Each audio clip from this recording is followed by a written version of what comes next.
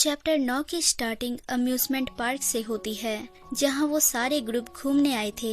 पर यहाँ हिमारी और माहो साइतो को लेके झगड़ा करती हैं। अब सब लोग रोलर कोस्टर में राइड करते हैं, जहाँ अकाने की हालत खराब थी। वो साइतो को बोलती है, मुझे इन राइड से नफरत है। साइतो बोलता है, तो तुम आई क्यों? असल में अकाने अपनी छोटी बहन से बहुत ज्यादा प्यार करती थी। वो बस चाहती थी जब तक माहो जापान में है जितना हो सके मजे करे।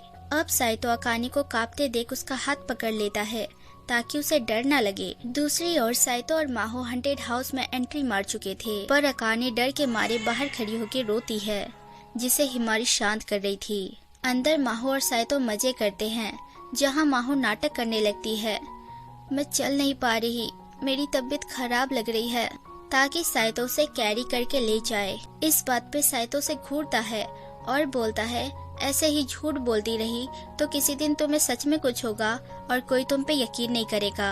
अब रात को साइतो सोने जाता है, पर तभी उसके साइड से माहो निकलती है, जो उसके साथ कोई कांड करने के फिराक में थी। साइतो बोलता है, तुम बस ढोंग करती हो, असल में तुम्हें मुझसे नफरत है। और माहो बोलती है, टाइम आने पे मैं बता दूंगी मैं तुमसे नफरत क्यों करती हूँ। तभी वहाँ अकाने आ जाती है, जो दोनों को देख सदमे में थी। वो बोलती है, मुझे तुम दोनों से नफरत है। अगले सीन में दोनों को घर से निकाल दिया गया था, जहां माहो और साइतो होटल में रुकने का फैसला करते हैं और साइतो से चाबी पकड़ा के अपने रूम में घुस जाता है। लेकिन वो जैसे तैसे साइतो को धमका के उसके रूम में आ जाती है, जहां वो बहुत रोती है, क्योंकि ये पहली बार था जब अकाने ने बोला था कि वो उससे नफरत करती है। साइतो उसे शांत करवाता है और बोलता है, तुम यहाँ रुक सकती हो, बस सो जाओ।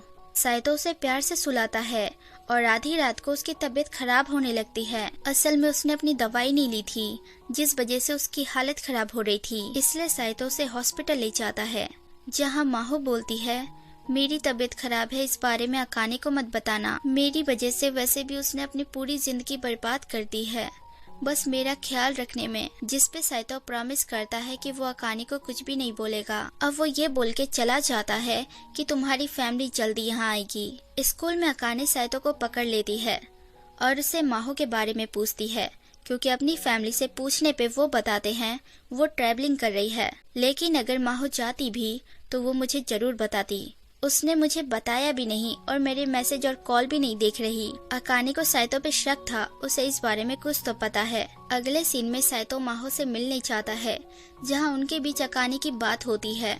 असल में जब माहो को पता चला था साइतो और अकाने जानी दुश्मन हैं, इसलिए उसने अकाने को बोला था, मैं साइतो से शादी कर लेती हूँ, ताकि अकाने आजाद हो जाए और अपनी लाइफ खुल के जी सके।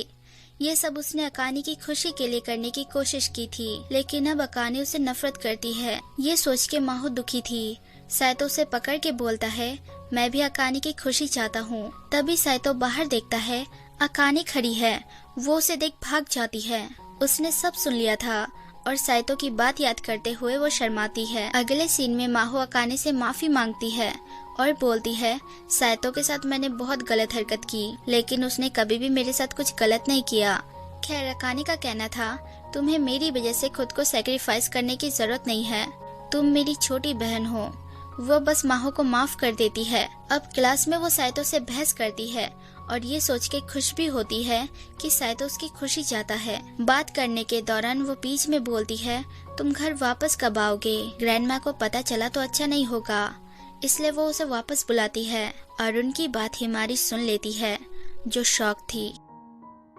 So hey everyone, thanks for watching। अगर मेरी वीडियोस जरा सी भी अच्छी लगे तो लाइक, शेयर, सब्सक्राइब कर देना और बेल आइकन जरूर दबा देना, ताकि आप तक नोटिफिकेशन आती रहे। Take care, bye.